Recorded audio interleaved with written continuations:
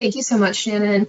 Welcome to the NOAA Science Seminar, Diversity and Biopharmaceutical Assessments of Deep Sea Mineral-Rich Biomes off Southern California, which will be a discussion about benthic marine communities associated with mineral-rich deep sea sites in the Southern California borderland.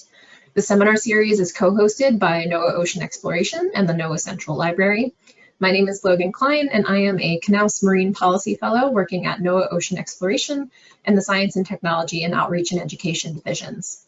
So I'm really excited to introduce you to our seminar speakers here, Drs. Lisa Levin and Paul Jensen from Scripps Institution of Oceanography at the University of California, San Diego. Dr. Levin is a distinguished professor emerita, of biological oceanography, and her current research interests include the biodiversity of continental margin ecosystems and the effects of climate change and human impacts on the deep ocean. Dr. Jensen is a professor of marine biology whose research interests lie at the interface of marine microbiology and natural products chemistry. His lab investigates which marine microbes produce natural products, where these microbes live, and how to use these natural products for useful purposes, including drug discovery. Dr. Levin and Dr. Jensen's project was supported via the NOAA Ocean Exploration Fiscal Year 2019 funding opportunity. So thank you both very, very much for your time and for choosing to share your exciting work with us. So I'm going to hand the floor over to Dr. Levin now. Hi, everyone. So it's my pleasure to be able to present to you with Paul Jensen today the results of our NOAA-funded work on diversity and biopharmaceutical assessments of the mineral-rich habitats that occur off Southern California. And I'd like to simply acknowledge the many different people who've contributed to this work, both by helping at sea and helping in the laboratory, and especially Greg Rouse at Scripps and Kara Meisel from USGS. The motivation for our work really stems from the fact that deep sea mineral hard grounds are being considered now for their mineral resource potential, and characterization of ecosystems that host these resources are very much needed to inform their environmental management. My own lab's work is motivated by the fact that quantitative information for small invertebrates is particularly scarce on hard substrates in the deep sea. And for Southern California, while megafauna are well studied globally, the very deep megafauna haven't been well studied in our region. And Paul's work really is focused on understanding genetic resource and pharmaceutical value that can inform trade-offs and decisions about these hard ground ecosystems. The Southern California borderland is a heavily faulted and geologically complex system with really rugged topography. It's comprised of basins, islands, seamounts, banks, ridges, and escarpments, and it's formed by the interaction of the continental margin with a triple junction of tectonic plates and multiple periods of volcanism. And as I said, we've been focusing on mineral-rich hard grounds. These have been mapped by Biomes. You can see here the potential crust areas shown in yellow include a big area off of Southern California, which I've circled here. Not on this map are phosphorites, which are of interest for fertilizer, and but they have been mapped and they are very abundant in Southern California, and they're reported from as early as 1942. The primary objective of our research has been to conduct biotic surveys and assessments of biopharmaceutical potential across these ecosystems in Southern California that are rich in both phosphorites and ferromanganese crusts. We've done this through two field expeditions, one in October 2020 on the EV Nautilus using the ROV Hercules, and one in 2021 on the RV Falkor using the ROV Sebastian. We made 10 offshore and 8 inshore ROV dives on a variety of topographic features, including 2 seamounts, the 2 offshore San Juan Seamount and Little Joe Seamount here, and 4 banks, 2 knolls, 2 escarpments, and 2 ridges. In a few cases, we made multiple dives at these sites, and you can see the site names listed here. There are quite a few of them. We sought to provide baseline survey describing benthic microbial invertebrate and fish communities that are associated with phosphorite and iron manganese rich habitats in the Southern California borderland. My own lab's work seeks to understand how benthic communities of the SCB are influenced in particular by the substrate type, but also water depth, oxygenation, and proximity to shore. We use Paul used sequence-based and metabolomic approaches to assess the biopharmaceutical potential of microbes and invertebrates in these habitats, and they tested sponges, corals, and other marine invertebrates for pharmaceutically relevant biological activities, and then used metagenomics to correlate compounds and candidate product producers and further establish baseline pre-exploitation fingerprints that can be used for really to identify trade-offs that might be made if anybody wants to mine and to inform future decision-making about mineral extraction. So the project involved a lot of different kinds of samples. We had 73 video transects, 237 push cores, 112 rocks collected, 93 cnidarians and sponges collected, 7 slurp samples, 23 Niskin water samples, and 146 metagenomes, and really not all of these have been analyzed. Some of this work is still underway, but you'll be hearing about what we've learned. I want to mention we had great mapping support for dive track selection. So we had bathymetric maps, we had backscatter maps, we had slope maps, which allowed us to select dive tracks that gave us both soft sediments and hard substrates in the same dive. And one of the slope maps was inspiration for art by Tanya Young, who was our artist at sea on the RV Falkor. The two substrates of interest, phosphorite and ferromanganese crusts, are a little bit different from one another. Phosphorite, I mentioned, is of interest for fertilizers. It was formed through phosphatization events that occurred 1 to 3 million years ago. And as a result of Miocene upwelling, and these are intermittently exposed at the seafloor from the sedimentary record due to tectonic activity in the Southern California Bight. Ferromanganese crusts, in contrast, shown here, are continuously forming. They're of interest because they're rich in nickel, cobalt, molybdenum, and cerium. They tend to occur at slightly deeper depths and further offshore than some of the phosphorites, but they occur where sedimentation rates are very low and rock surfaces remain exposed for millions of years. So these crusts can form on a variety of substrates over basalts or sedimentary rock or even carbonates. My own lab's research focused on the hard ground biota, asking whether community structure differs on ferromanganese crusts versus phosphorites as a function of depth or oxygen concentration, inshore versus offshore. And we looked at both the megafauna observed from the video transects and macrofauna, which are animals retained on a 0.3 millimeter mesh. We collected the rocks and calculated surface area to get quantitative estimates. So the megafauna are animals we can see unaided by microscopes. You can see they're very colorful, they're very beautiful in the Southern California Bight, they're quite diverse.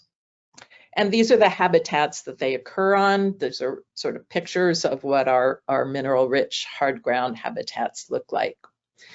The megafauna were studied by master's student Devin Bloch with assistance from Kira Mizell on the geology from video transects between 378 and over 2,700 meters water depth.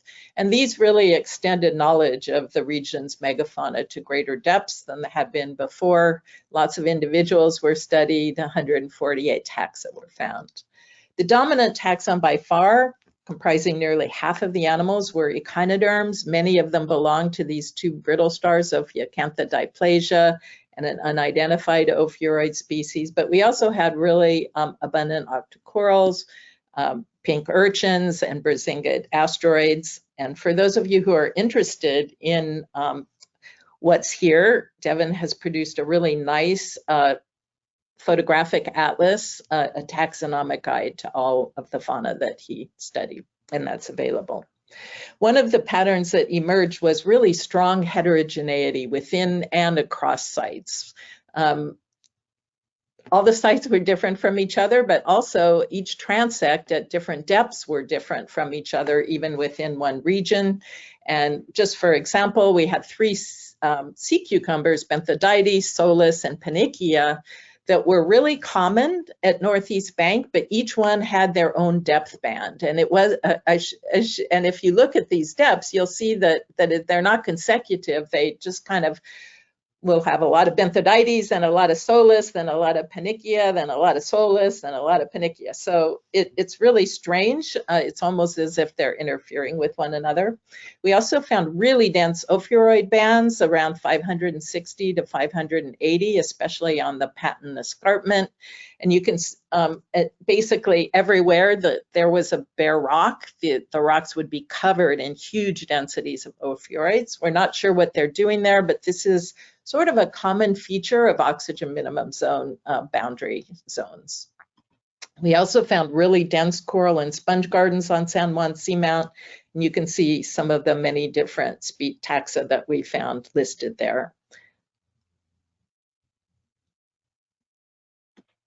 We looked, I should say, let me go back one. Devin looked at effects of substrate type on community properties. There was no significant effect on density, but composition was affected by substrate, with ferromanganese crusts having higher abundance of octocorals and sponge, particularly Faria, and higher rarefaction diversity.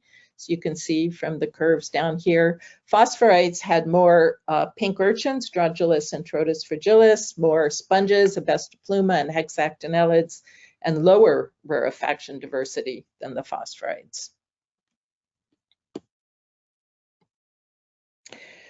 We looked at macrofaunal taxa, smaller animals. These are Greg Rouse's beautiful photographs of some of these animals.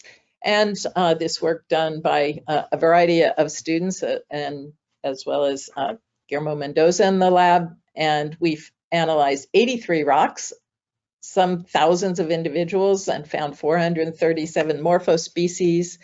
And this is really the first quantitative characterization of the macrofauna on the hard grounds in the Southern California Bight.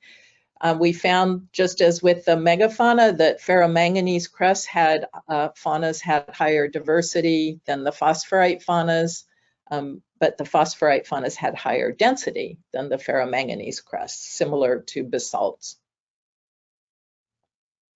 We also found that phosphorites had more echinoderms and arthropods, ferromanganese crusts had more bryozoans and porifera, and of course there are many species level differences. We were interested in whether oxygen was an important influence, and we looked at this for both macrofauna and megafauna, and really just to summarize, there was not a big effect, surprising to us, there was not a big effect of low oxygen, despite the fact that many of our sites fall in this within the oxygen minimum zone, and the site oxygen concentrations range from about 4 to over 100 micromolar. But when we divide things up by oxygen category, we found really no effect on animal density and no clear effect on animal diversity either. Again, to our surprise, we have shallow waters having higher density and diversity than the oxygen minimum zone for macrofauna, but not different from the deeper, better oxygenated waters. There is an effect on composition, but it's not clearly attributed to low oxygen. We just see zonal and depth differences in composition. So my interpretation is that really, given that how much I care about oxygen and effects, we don't see a big effect on the communities here. We looked at stable isotope signatures to assess potential for substrate to influence food sources and trophic structure. And we compared isotopic signatures as a function of substrate type, proximity to shore, and oxygen categories. What we found is that delta C13, which reflects the base of the food chain, is not altered by substrate type, site, or oxygen level, but delta N15 differed on ferromanganese. It was higher on ferromanganese crusts than the other rock types. It was higher at offshore than inshore sites, and it was higher below the oxygen minimum zone. And I think all of this reflects reliance on more heavily recycled organic matter and longer food chains under those conditions. The last thing I'd like to tell you about, the last part of our research, involves looking at additional substrates. We know the Southern California bight doesn't just have phosphorites and ferromanganese crusts. It has basalts, it has carbonates associated with seeps, it has sedimentary rock, it also has natural wood and falls and whale falls. And so because we had 2 cruises, we had the opportunity to deploy a series of experimental substrates. We put out wood, bone, carbonate, and a little bit of ferromanganese crust and phosphorite. This was at the beginning of the first cruise, so we didn't have a lot of material. We put these out at 2 sites, San Juan Seamount offshore and 40 Mile Bank inshore, and we put them out at 2 depths, lower oxygen at 700 meters and slightly higher oxygen at 1100 meters. And this work was Eilish Ullman's capstone, assisted by Guillermo Mendoza. We had 22 experimental substrates that were deployed, and we also collected the background rocks surrounding the faunas. And this is what the substrates looked like when they were collected. They all had colonizers, but the wood was in various stages of decomposition. Surprisingly, the offshore shallow wood had the least colonization by wood-boring bivalve Xylophaga. We found that densities were higher on colonization rocks than background rocks after only 10 months deployment, and but diversity was lower on the colonization substrates than on background rocks. And composition, not surprisingly, differed among the substrates, with the wood shown here in red being the most different from all the other substrates. The wood had a lot of specialists, the wood-boring Xylophaga, but also an amphoretid decimuniger, which was very abundant. It seems like location, substrate, and water depth do drive faunal composition. One of our really interesting findings was that wood not only attracted Xylophaga recruits to wood, but it created some kind of recruit shadow, and they colonized all the substrates. Certainly they represent most of the fauna on the wood, but even on the different types of rocks, we found a large percent of the settlers were Xylophaga recruits. Probably they won't survive, almost for sure, but not only were they there on the colonization substrates, but when we collected rocks in the surrounding area, they appeared on the background rocks as well. And we know they weren't on the background rocks at the start of the experiment, so we think this is a shadow effect that probably occurs with natural wood as well, which is something very interesting. We also found that most species show a lot of substrate specificity between wood, carbonate, and the background rocks, which were ferromanganese crusts and basalts. And I'm in the interest of conserving some time here for Paul, I want to just close by talking a little bit about conservation in the region. Each of our study sites is designated as essential fish habitat, and a majority of these sites are designated as habitat areas of particular concern where they're important to ecosystem function, they're sensitive to human activities, or they're stressed by development or are rare. And a new paper by Gonzalez-Ortiz looked at offshore California and other areas, and also noted that this region has really intense use by submarine cables and shipping. And I think all of this is important for it adds import to understanding the baseline conditions and what's out here in the region and what might change under climate change. So I'd like to leave you with the messages that the mineral substrates we studied differ with respect to macro and megafaunal composition, although densities often didn't vary as a function of substrate, and sometimes isotope signatures did not as well. Oops. Phosphorites and ferromanganese crusts do support different assemblages. This is going to be important for some decision making, and patterns vary to some extent among the macrofauna and megafauna. All the fauna is very tolerant to low oxygen in this region. And I just want to close by saying that biodiversity in the Southern California bight still remains very underexplored. A lot of new species have been found and are being described by the Rouse Lab. Importantly, substrate heterogeneity contributes to really high diversity on our margin. And I'd just like to close by with this beautiful Falcor imagery from our cruises and thank the many different funders, NOAA, OET, Schmidt, Ocean Institute, the PIs on our project, and all the different people from my lab who've contributed to this work, as well as all the ship crews and scientists. And I will turn it over to Paul now. So, hi everyone, and thanks Lisa for that great introduction. So that's gonna let me jump right into this. Just reminding everyone about the wonderful world of microbes. And I think when we often think about biodiversity, we don't think about the microbial aspects of that, but just some fun numbers here for us to think about. How many microbes there are on the planet relevant to stars in the universe, how much of Earth's biomass is actually microbial. We really have no idea of how many species of bacteria there are, but the numbers are enormous. And in fact, most diversity on this planet is in fact microbial. One way to see that is with this tree of life. And here, the vast majority of this tree is represented by bacteria, much of which has yet to be cultured on this side in blue. Even down here, mostly microbial, and it's not until we get out to these branches in the tree do we start recognizing animals and things that we can think about when we usually discuss biodiversity.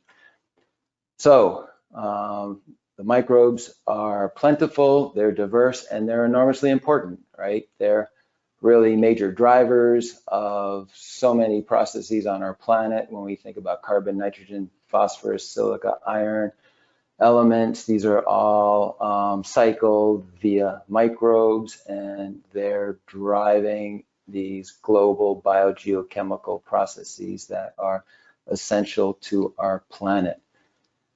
Not only do these functions have global impacts, but they really are seen across the board. It's not just nutrient cycling, ecosystem function, of course, symbioses.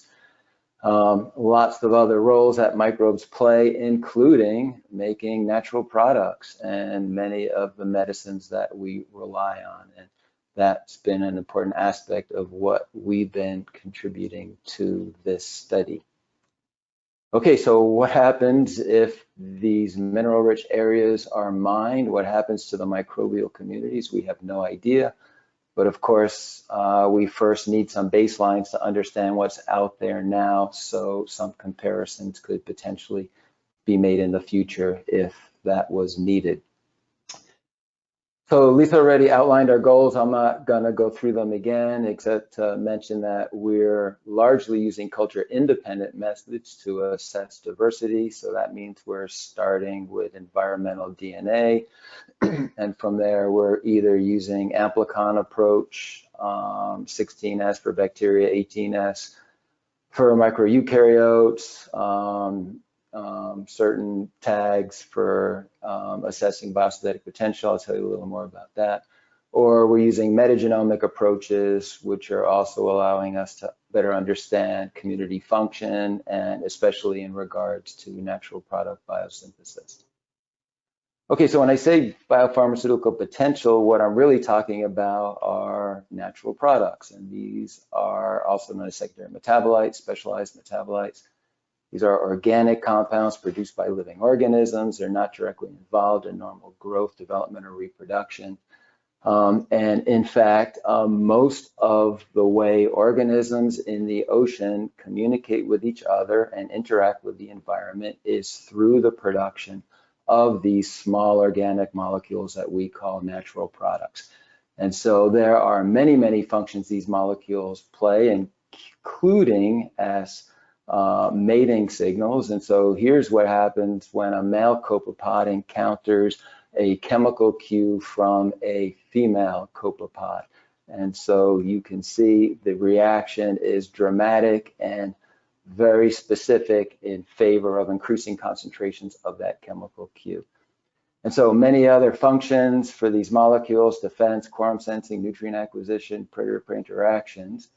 And also these molecules are a great benefit to us, right? Because most of our antibiotics, many other medicines are either inspired by or derived from natural products. So a lot of interest in them for that reason. Okay, so in terms of our aspects of the program, there was, as Lisa mentioned, a lot of field work was done. For our studies, we focused on soft corals and sponges because historically these types of animals have been a very rich source of natural products. Of course, we also wanted to look at what we're calling rocks, but we really wanted to focus on these ferromanganese crusts and these phosphorites. And we also collected sediments and water samples as something of controls. Okay, so here's another breakdown of the samples. Again, the 2 cruises, the many sites we went to, the different types of samples that were collected, and A represents the total number of samples, B represents the number of samples that we've processed so far, both for community analysis by 16S sequencing and in parentheses by metagenomics. And so in total, we've got an enormous amount of sequence data so far, both with amplicons and also with metagenomes that we're working through. We can look a little more closely within the corals and the sponges. We've got a nice representation of different genera in both of these groups. And again, a lot of these samples have been processed already for both community analysis and metagenomics. And similarly for the rocks, there's a nice breakdown of different types of samples, many of which have already been processed. So a huge shout out here to Johanna Levin, who is the postdoc in my lab, who's really been driving these efforts. She's enormously energetic and has made some fantastic progress so far. And most of the results I'm going to show you, she generated. And also our collaborators, Greg Rouse, who's helping with the invertebrate identifications, and Kira, who, as Lisa mentioned, is doing the rock IDs for us. All right, so what did we find? Well, first from the 16S libraries, we were happy to see we were getting great coverage, so we were reaching saturation for all of these libraries, and here we get our initial sense that in terms of what we're calling ASVs, these are amplified sequence variants. These are how many different sequences we're seeing in those samples. If you want, you can think of those as species, different species. And we're really saying, we get our first hint that the rocks and the sediments are far more diverse than the corals and the sponges.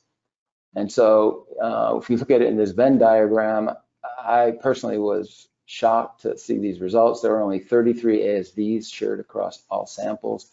If we look at the samples associated with the corals, for example, 50% of them were only seen in the corals, 55% of the sponge ASVs were only seen in the sponges, and about 3/4 of those seen in the rocks and the sediments were unique to those sample types.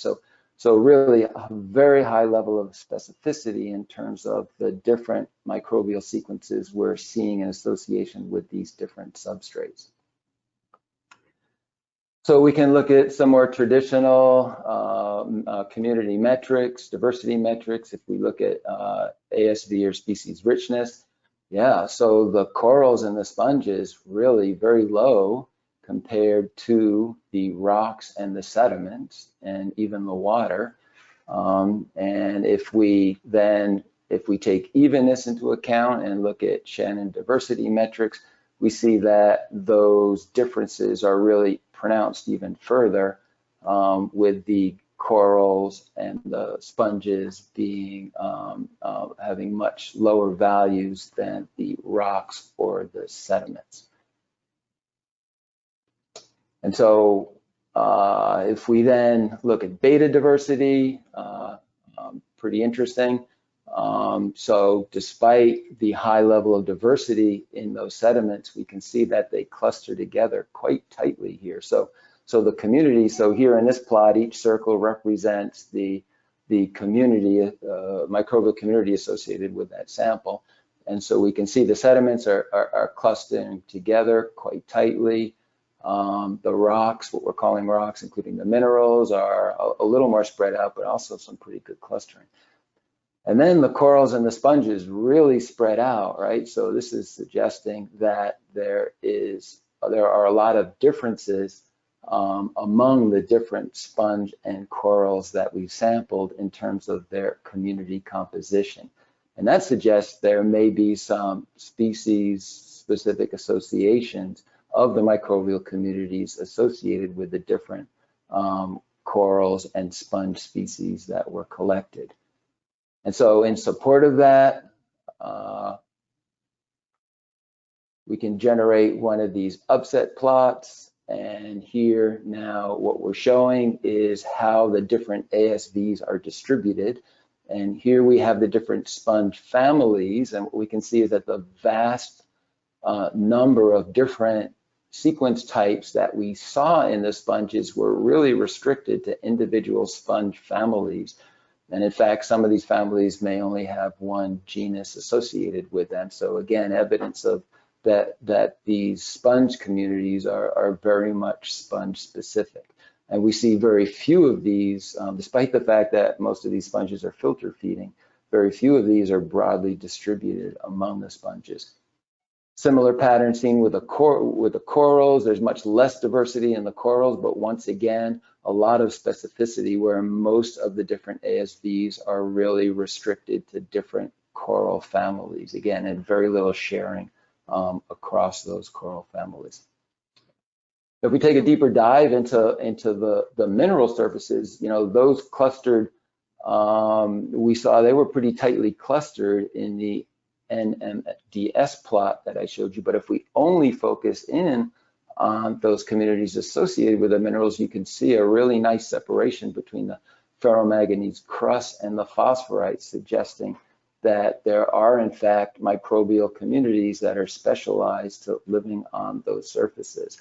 And by putting this into the context of a volcano plot, we can start to see which taxa are differentially enriched on those phosphorites and ferromanganese crusts. And so you know, we're still trying to dissect and dive into all this data, but it's super interesting to think that certain taxa have adapted to live on these surfaces and that they may be taking advantage of some of these minerals. For example, the ferromanganese composition of these crusts as potentially as sources to dump electrons through electron shuttling, something like that. So I think there's a lot interesting to be learned from the associations between these specific groups of microbes and these different substrates. And I should say we've yet to correlate our findings with Lisa's, and of course the microbial communities that we're seeing that are different on these different substrates may be affecting the megafauna and macrofauna that relationships that she's seeing associating with these substrates as well. Okay, so biosynthetic potential, we're really using very similar workflow to analyze this. Again, we're taking samples, extracting eDNA. We're using either amplicon approaches or directly generating metagenome sequencing. There are some very nice bioinformatic tools that we can use to help us infer biosynthetic potential. And as with looking at taxonomic diversity, we can assess the diversity and distribution of the genes involved with natural product biosynthesis. We can classify different types of genes involved with making different types of molecules. And remarkably, you can even in some cases predict what types of structures might be made. So the field has really come a long way in terms of being able to do these types of analyses. So first off, looking at metagenomes and biosynthetic potential, and this work was led by Alex Chase when he was a postdoc in my lab. He's now gone on to a position at Southern Methodist University. Okay, so just a little step back, the genes that encode the enzymes that build these natural products in bacteria, they tend to be clustered together, so we call these biosynthetic gene clusters. We can take what we think are similar biosynthetic gene clusters that we think might make similar types of compounds and group them into what we'll call gene cluster families. And then we can assess the composition within each sample type of gene cluster families. And that's what's shown in this plot. So each square in this case represents essentially the community of gene cluster families that we see in this family, in this sample. And so once again, we see the sediments are pretty tightly clustered. We see the sponges, there's quite a lot of separation, okay? And so suggesting that there's a lot of differences in the biosynthetic potential among the different sponges. A fair amount of separation in the corals as well. A little bit surprisingly, we see quite a bit of separation among the rocks. And so we're still trying to tease that apart as to how, what's driving the differences in this biosynthetic potential. And we can also quantify average number of these gene clusters per metagenome, and we see that the pink, or the rocks, are not only pretty diverse, but they also have the highest average number, suggesting that these mineral surfaces may be a great place to look for microbes that are making new natural products. And similarly, we can look at amplicons.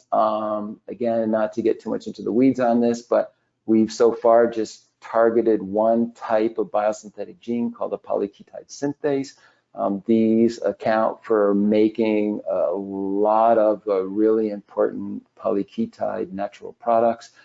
And to assess the diversity of polyketide synthases, we target one domain within those genes. This is the ketosynthase domain, and this catalyzes the condensation, or basically the piecing together of the different parts of the molecule to make these polyketides. And remarkably, just by sequencing these KS domains, we can get an enormous amount of predictive information about biosynthetic, polyketide biosynthetic potential.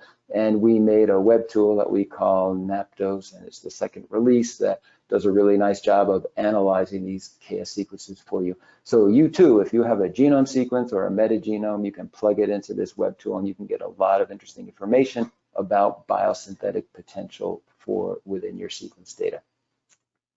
And so surprisingly, what we saw with the amplicon data here was that we weren't even coming close to reaching saturation with most of the samples, except maybe for some of the sponges and maybe corals. And so enormous amounts of diversity, and just, I'm still trying to get my head around this, the sediments and the rocks. You know, here now we're grouping these KSs into what we're calling operational biosynthetic units, and we're doing that at 80%. It's a pretty coarse clustering. Okay, so even within one OBU, we would expect to see some chemical diversity. And now between OBUs, we're definitely predicting that different types of molecules are going to be made. So this is mind-boggling how much potential chemical diversity could be encoded in the genomes of the organisms that we're accessing them from. Really pretty remarkable. Okay, and so again, we can do some of the same sort of diversity assessments. If we look at alpha diversity, OBU richness, you know, almost nothing in the corals, a little more in the sponges, not particularly surprising because polyketides are really known as a type of molecule that bacteria make, not as one that corals make, so not surprising there. The ones we're seeing in the bacteria in the sponges are probably actually coming from bacteria associated with those sponges. And then again, considerably more in the rocks and the sediments. And if we look at the Shannon diversity metrics, we see pretty much a similar pattern when even this is incorporated. And so once again, we can look at beta diversity, and here again, we see nice clustering. So the sediments, you know, I mean, this is informative in terms of sampling strategy, right? It looks like the biosynthetic potential is fairly similar among the sediments that we collected, and those were collected over, you know, quite a large area. So that's interesting in itself to know. Again, the rocks, a lot of diversity in terms of what we're seeing there, in terms of the different rock surfaces and the KS diversity. And, you know, a little surprising, the corals and the sponges are grouping together, but again, probably not surprising because there really aren't many KSs associated with those samples at all. And we can ask how different these KSs are from ones that have been characterized before.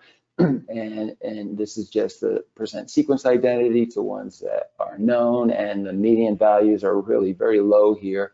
So a lot of novelty, and in fact, a lot of these K acids are very different from anything that's been characterized across many different classes of polyketide biosynthesis. So just the potential for discovery here is really, really quite enormous. Okay, I'll also say that we're interested in the invertebrates as well, not just the microbes. And so we've shared some of these coral samples with my colleague, Brad Moore here at Scripps, and his postdoc, Emo Burkhart, who have been started off looking at some of the corals. And corals are well known as the source of a group of compounds called terpenes. These are important molecules from a biomedical perspective. There's a lot of interesting structural diversity that falls into this class of terpenes. And it at one point had been suggested that microbes were making these terpene compounds that had been found from soft corals. And what Brad and his group were able to do is go in and show that the genes that encode the enzymes that make these molecules are actually in the coral genomes, not microbial genomes. And in particular, they focused on an important class of enzymes called terpene cyclases, and they're taking the simple terpene precursors and turning them into these really extraordinarily diverse terpene natural products.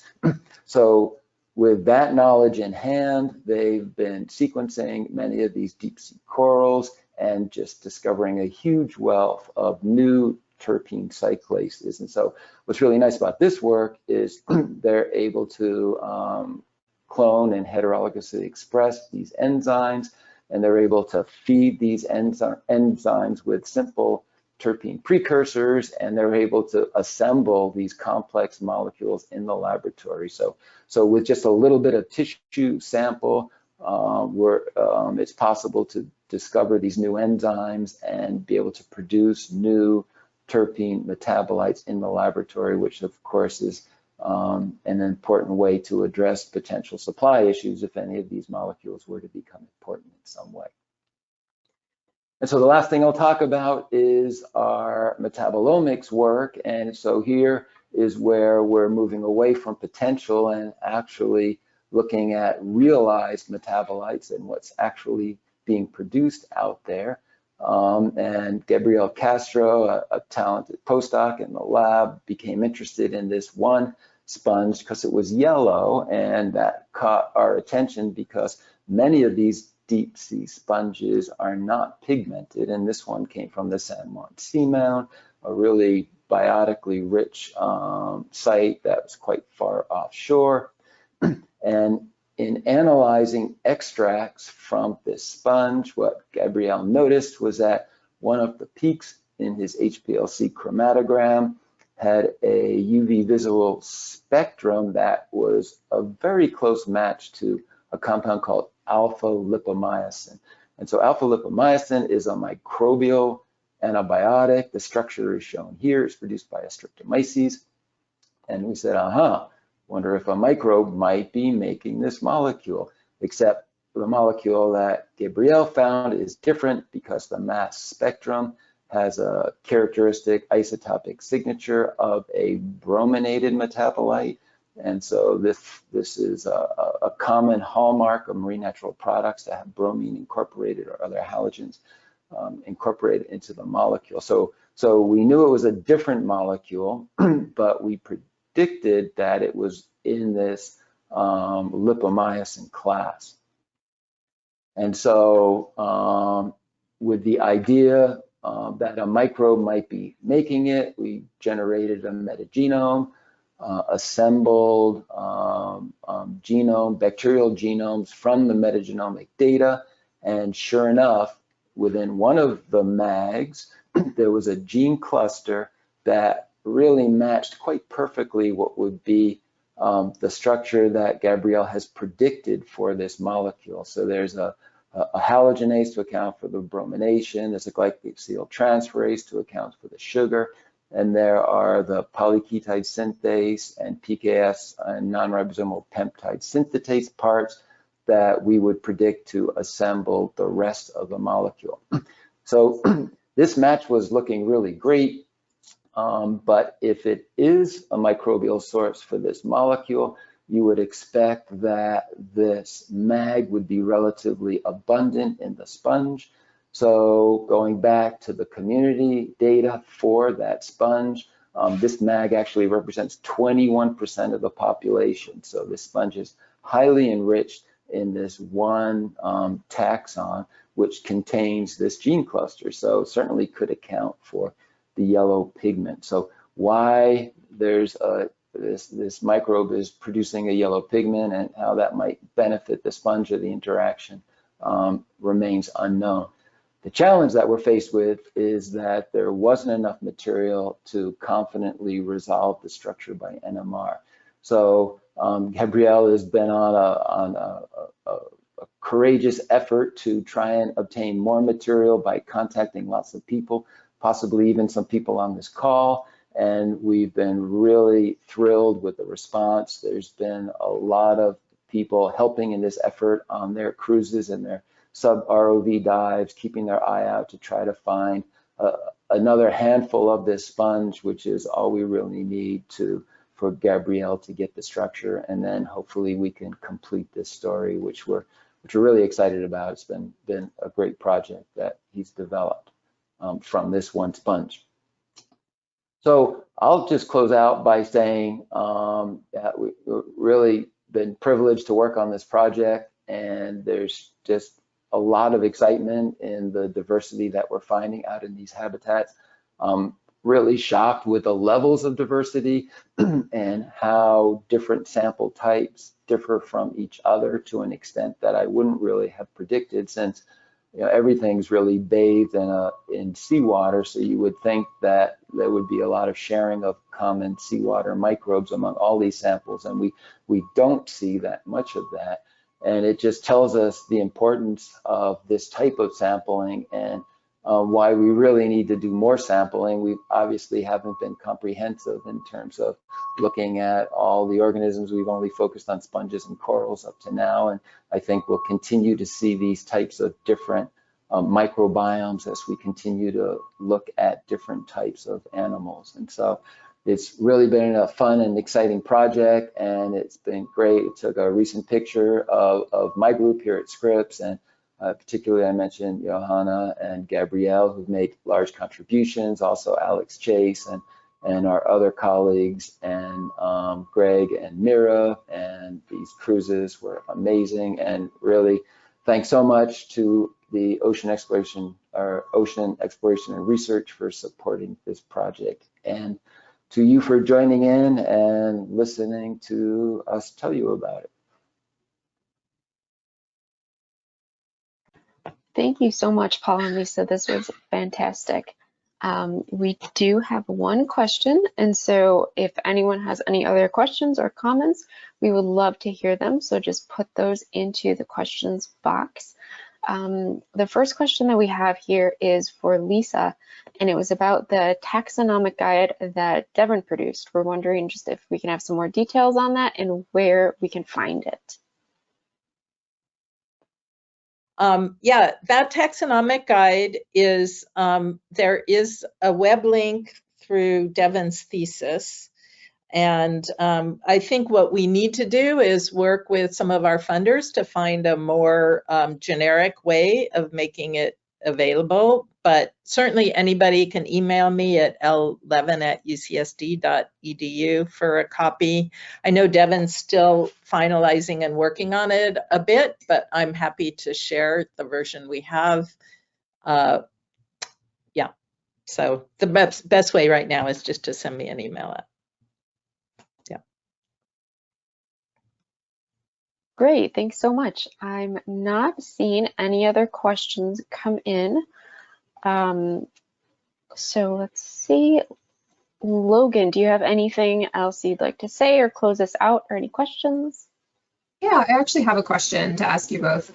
It's kind of the end of intern season here at NOAA, and so I'd like to ask our speakers what got you into the field that you're in today, if you could summarize that in like 3 or 4 sentences. You want me to go first? What got me into this? I would say certainly the love of the ocean came very early as a child, but my interest in deep sea biology, I think I will attribute it to a really fantastic course by Bob Hessler while I was a graduate student at Scripps. And the fact that it is an amazing realm where, as you heard today, we're always discovering new things, and so much of it's unexplored. It's just a really exciting field to be in. I'll just add for the interns out there that it's a little hard to predict where you're going to end up and what you're going to end up doing. Just try to find something that you're passionate about and stick with it, and then hopefully things will, work out in the end for you. But for me, it's a love of the ocean and marine science, and it wasn't necessarily an early interest in even microbiology or natural products chemistry, but my interest in the ocean and marine science just took me on a path that ended here. So a little hard to predict, but follow your passions. Great, thank you both for that. Shannon, do we have anything else that came in the chat? Otherwise, I can do a quick little wrap up here. I'm not seeing anything else come in, so Logan, we can wrap up for the day.